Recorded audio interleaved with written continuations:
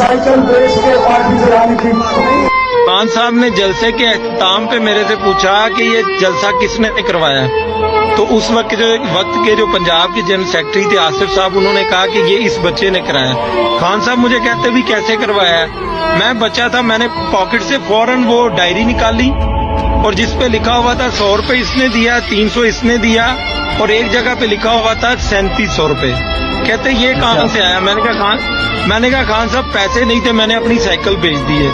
ये जो जलसे वाली बात है ये 2014 के अंदर पत्तों की आए थे, जिनके अगेंस्ट मैं आज इलेक्शन लड़ रहा हूँ, उनकी ज्वाइनिंग पे आए थे। मैं लोगों को बताता चलूं कि 2013 में इमरान खान पत्तों की आए थे, तो तब मुझे मुतलका कि मेरा वो वर्कर किधर है, उन्होंने मुझे तब भी स्टेज पे बुलाया।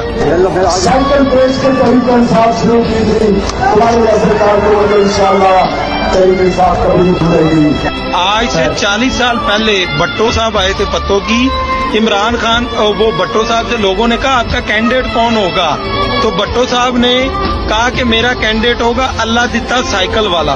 2024 के अंदर इमरान खान साहब के पास लिस्ट गई जेल में, आपका कैंडिडेट कौन होगा।